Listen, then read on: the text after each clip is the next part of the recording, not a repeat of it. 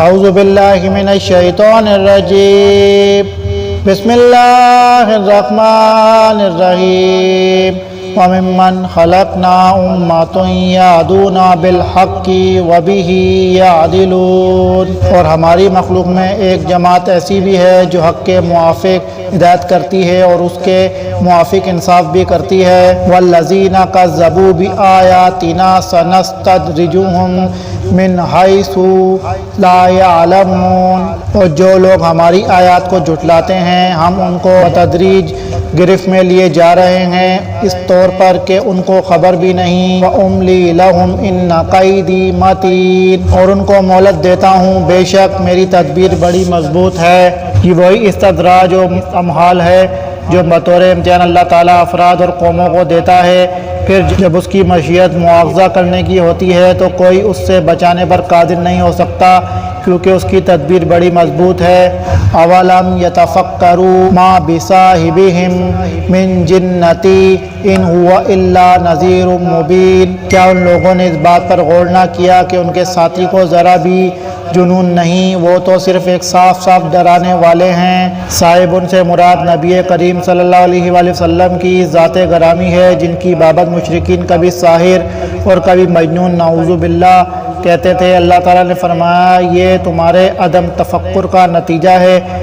وہ تو ہمارا پیغامبر ہے جو ہمارے احکام پہنچانے والا اور ان سے غفلت و اعراض کرنے والوں کو ڈرانے والا ہے۔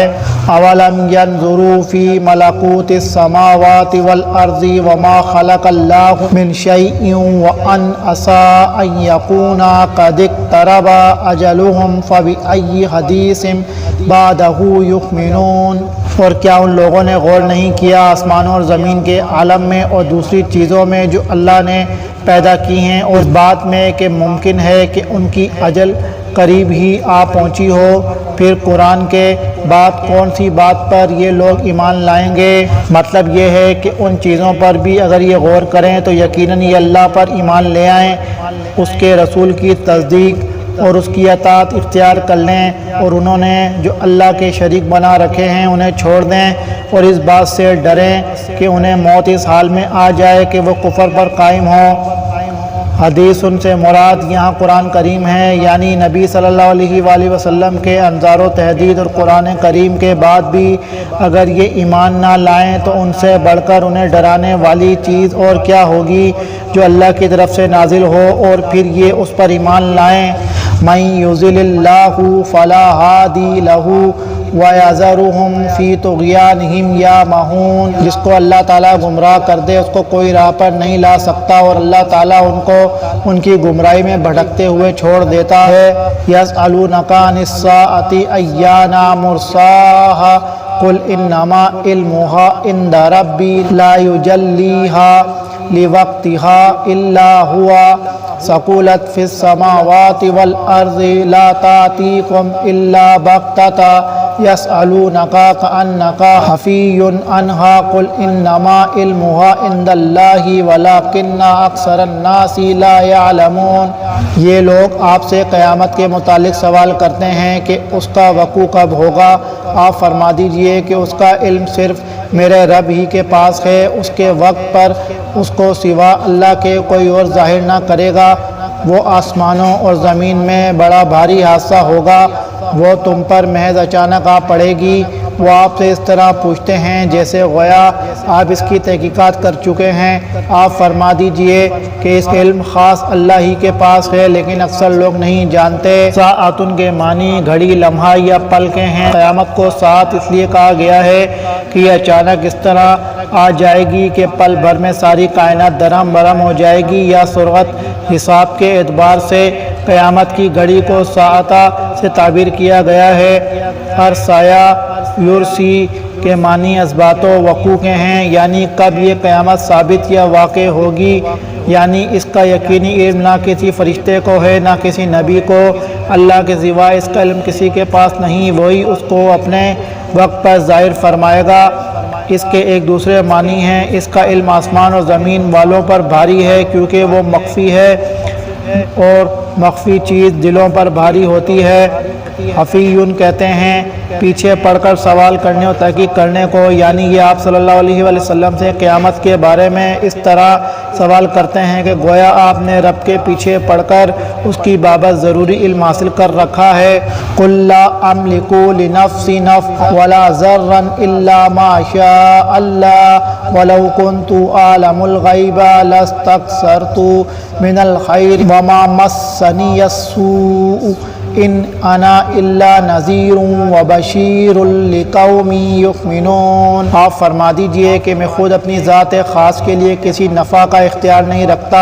اور نہ کسی ضرر کا، مگر اتنا ہی کہ جتنا اللہ نے چاہا ہو، اور اگر میں غیب کی باتیں جانتا ہوتا تو میں بہت سے منافع حاصل کر لیتا اور کوئی نقصان مجھ کو نہ پہنچتا۔ میں تو محض ڈرانے والا اور بشارت دینے والا ہوں ان لوگوں کو جو ایمان رکھتے ہیں۔ یہ آیت اس بات میں کتنی واضح ہے کہ نبی صلی اللہ علیہ وآلہ وسلم عالم الغیب نہیں، عالم الغیب صرف اللہ کی ذات ہے، لیکن ظلم اور جہالت کی انتہا ہے کہ اس کے باوجود اہل بدعت آپ صلی اللہ علیہ وآلہ وسلم کو عالم الغیب باور کراتے ہیں، حالانکہ بعض جنگوں میں آپ کے دندان مبارک بھی شہید ہوئے، آپ صلی اللہ علیہ وآلہ وسلم کا چہرہ مبارک بھی زخمی ہوا، اور آپ صلی اللہ علیہ وآلہ وسلم نے فرمایا کہ یہ قوم کیسے فلاح یاب ہوگی جس نے اپنے نبی کے سر کو زخمی کر دیا۔ کتب حدیث میں یہ واقعات بھی اور ذیل کے واقعات بھی درج ہیں۔ حضرت عائشہ رضی اللہ عنہا پر تہمت لگی تو آپ پورا 1 مہینہ سخت مضطرب اور نہایت پریشان رہے۔ ایک یہودی عورت نے آپ کی دعوت کی اور کھانے میں زہر ملا دیا، جسے آپ نے بھی تناول فرمایا اور صحابہ نے بھی، حتیٰ کہ بعض صحابہ تو کھانے کے زہر سے ہلاکی ہو گئے، اور خود نبی صلی اللہ علیہ وآلہ وسلم عمر بھر اس زہر کے اثرات محسوس فرماتے رہے۔ یہ اور اس قسم کے متعدد واقعات ہیں جن سے واضح ہے کہ آپ کو عدم علم کی وجہ تکلیف پہنچی، نقصان اٹھانا پڑا، جس سے قرآن کی بیان کردہ حقیقت کا اثبات ہوتا ہے۔ اگر میں غیب جانتا ہوتا تو مجھے کوئی مضرت نہ پہنچتی۔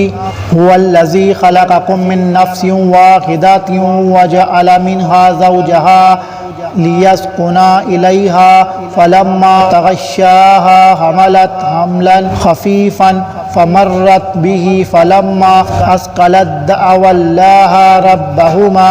لئن آتیتنا صالحا لنکونن من الشاکرین۔ وہ اللہ تعالیٰ ایسا ہے جس نے تم کو ایک تن واحد سے پیدا کیا اور اسی سے اس کا جوڑا بنایا تاکہ وہ اس اپنے جوڑے سے انس حاصل کرے۔ پھر جب میاں نے بیوی سے قربت کی تو اس کو حمل رہ گیا ہلکا سا، سو وہ اس کو لیے ہوئے چلتی پھرتی رہی۔ پھر جب وہ بوجھل ہو گئی تو دونوں میاں بیوی اللہ سے جو ان کا مالک ہے دعا کرنے لگے کہ اگر تو نے ہم کو صحیح سالم اولاد دے دی تو ہم خوب شکر گزاری کریں گے۔ ابتدا میں حضرت آدم علیہ السلام سے، اسی لیے ان کو انسان اول اور ابو البشر کہا جاتا ہے۔ اس سے مراد حضرت حوا ہیں جو حضرت آدم علیہ السلام کی زوج بنی۔ ان کی تخلیق حضرت آدم علیہ السلام سے ہوئی، جس طرح کے منہا کی ضمیر سے جو نفس واحدہ کی طرف راجع ہے واضح ہے۔ مزید دیکھیے سورہ نساء آیت نمبر 1 کا حاشیہ، یعنی اس سے اطمینان و سکون حاصل کرے، اس لیے کہ ایک جنس اپنے ہی ہم جنس سے صحیح معنوں میں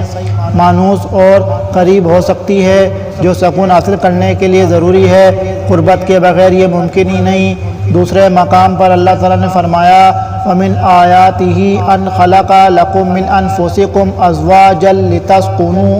إِلَيْهَا وَجَعَلَ بَيْنَكُم مَّوَدَّةً وَرَحْمَةً۔ روم 21۔ اللہ کی نشانیوں میں سے یہ بھی ہے کہ اس نے تمہارے لیے تم ہی میں سے یا تمہاری جنس ہی میں سے جوڑے پیدا کیے تاکہ تم ان سے سکون حاصل کرو، اور تمہارے درمیان اس نے پیار و محبت رکھ دی، یعنی اللہ نے مرد اور عورت دونوں کے اندر ایک دوسرے کے لیے جو جذبات اور کشش رکھی ہے، فطرت کے یہ تقاضے وہ جوڑا بن کر پورا کرتے ہیں اور ایک دوسرے سے قرب و انس حاصل کرتے ہیں۔ چنانچہ یہ واقعہ ہے کہ جو باہمی پیار میاں بیوی کے درمیان ہوتا ہے وہ دنیا میں کسی اور کے ساتھ نہیں ہوتا، یعنی یہ نسل انسانی اس طرح بڑھی اور آگے چل کر جب ان میں سے ایک زوج یعنی میاں بیوی نے ایک دوسرے سے قربت کی، تغشاہا کے معنی بیوی سے ہم بستری کرنا ہے، یعنی وطی کرنے کے لیے ڈھانپا، یعنی حمل کے ابتدائی ایام میں حتیٰ کہ نطفے سے علقۃ اور علقۃ سے مضغۃ بننے تک حمل خفیف ہی رہتا ہے، محسوس بھی نہیں ہوتا اور عورت کو زیادہ گرانی بھی نہیں ہوتی۔ بوجھل ہو جانے سے مراد جب بچہ پیٹ میں بڑا ہو جاتا ہے تو جوں جوں ولادت کا وقت قریب آتا جاتا ہے، والدین کے دل میں خطرات اور توہمات پیدا ہوتے جاتے ہیں، بالخصوص جب عورت کو 18 کی بیماری ہو تو انسانی فطرت ہے کہ خطرات میں وہ اللہ کی طرف رجوع کرتا ہے، چنانچہ وہ دونوں اللہ سے دعائیں کرتے ہیں اور شکر گزاری کرنے کا عہد کرتے ہیں۔ فلما آتاہما صالحا جعل لہ شرکاء فیما آتاہما فتعالی اللہ عما یشرکون۔ سو جب اللہ نے دونوں کو صحیح سالم اولاد دے دی تو اللہ کی دی ہوئی چیز میں وہ دونوں اللہ کے شریک قرار دینے لگے، سو اللہ پاک ہے ان کے شرک سے۔ شریک قرار دینے سے مراد یا تو بچے کا نام ایسا رکھنا ہے، مثلا امام بخش، پیراں دتا، عبد شمس، بندہ علی وغیرہ، جس سے یہ اظہار ہوتا ہو کہ یہ بچہ فلاں بزرگ فلاں پیر کی نعوذ باللہ نظر کرم کا نتیجہ ہے، یا پھر اپنے اس عقیدے کا اظہار کر کے کرے کہ ہم فلاں بزرگ یا فلاں قبر پر گئے تھے، اس کے نتیجے میں یہ بچہ پیدا ہوا ہے، یا کسی مردہ کے نام کی نظر و نیاز دے، یا بچے کو کسی قبر پر لے جا کر اس کا ماتھا وہاں ٹکائے کہ ان کے طفیل بچہ ہوا ہے۔ یہ ساری صورتیں اللہ کا شریک ٹھہرانے کی ہیں، جو بدقسمتی سے مسلمان عوام میں بھی عام ہیں۔ اگلی آیات میں اللہ تعالیٰ شرک کی تردید فرما رہا ہے۔